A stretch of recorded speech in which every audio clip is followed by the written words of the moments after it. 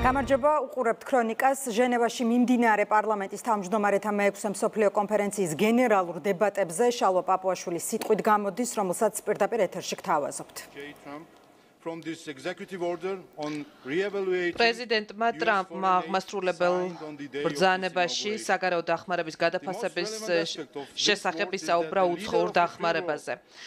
ამ სიტყვების ყველაზე მნიშვნელოვანი ასპექტი ის იყო, რომ თავისუფალი სამყაროს ლიდერმა ამხილა უცხოური დახმარების მავნე პრაქტიკა, რომელიც ხშირად პოლიტიკური მიზნით ჩარევისთვის გამოიყენება, თუმცა წარმოჩენილია როგორც დახმარება დემოკრატიულ განვითარებაში.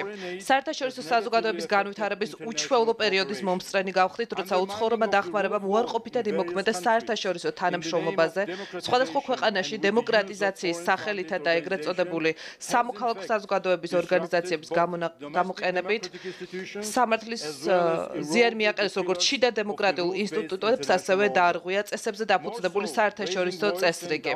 უფრო მეტიც, ხმის ამოღება და უცხოური დახმარების, განსაკუთრებით კი არასამთავრობო ორგანიზაციების დაფინანსების მორალურობასა და ეფექტიანობაში ეჭვის შეტანა ტაბუდ იქცა. თუმცა ამ კონცეფციების, პრინციპებისა და პროცესების დეტალურ შესწავლას ძალიან არასასიამოვნო დასკვნამდე მივყავართ. უცხოური დახმარებისა და სამოქალაქო საზოგადოების მანიპულირების გზით დემოკრატიის არსი დაშორდა თავის თავდაპირველ განმარტებას. მმართველობა ხალხის მიერ შეიცვალა უცხოური მმართველობით. დემოკრატიის ნაცვლად შემოგთავაზეს ელიენოკრატია, ანუ მმართველობა არა ხალხის ნების შესაბამისად, არამედ უცხოეთიდან დაწესებული დოგმებით, რომლებიც ლეგიტიმაციას უცხოეთიდანვე დაფინანსებული არასამთავრობო ორგანიზაციების კონსენსუსის საფუძველზე იღებენ. მიუხედავად იმისა, რომ დემოკრატიის ყველაზე ძლიერი საყრდენი ნორმების, მოსაზრებებისა და არგუმენტების მრავალფეროვნებაა, ელიენოკრატიამ ანუ უცხოურმა მმართველობამ იდეოლოგიურ დონეზე შეზღუდა ეს მრავალფეროვნება და უპირატესობა მიანიჭა საზოგადოების იმ ჯგუფებს, რომლებიც უცხოელების მიერ თავს მოხვეულ დღის წესრიგს იზიარებენ, თუმცა კარგად ვიცით, რომ დემოკრატია ცხოვრების წესია და არა იდეოლოგია. დემოკრატიული დახმარების საფარქვეშ პოლიტიკური გავლენის თავისმოხვევა დემოკრატიის არსს ეწინააღმდეგება. ხალხის მმართველობის ნაცვლად ჩვენ ვიღებთ თვითდანიშნული უცხოელი დემოკრატიის მენტორების მმართველობას. საქართველო იმ ერებს შორისაა, რომელთა დემოკრატიაც ამ თავისმოხვეული უცხოური პოლიტიკური ჩარევით დაზარალდა.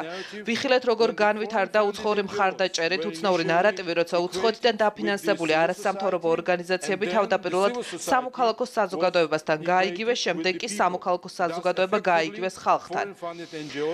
ასეთი მანიპულაციით უცხოეთიდან დაფინანსებული არასამთავრობო ორგანიზაციები ხალხად იქცნენ. შედეგად საქართველოს ლეგიტიმურად არჩეული პარლამენტის საპერწონედ წარმოაჩინეს არასამთავრობო ორგანიზაციები, რომელთა ლეგიტიმაციის საზომად აღებული არა ხალხის მიერ მინიჭებული დემოკრატიული მანდატი, არამედ მათ მიერ მიღებული უცხოური დაფინანსების სიდიდე. ის ფაქტი, რომ ნამდვილი სამოქალაქო საზოგადოება ყალბმა არასამთავრობო ორგანიზაციებმა შეცვალეს პირდაპირ დარტყმა დემოკრატიაზე.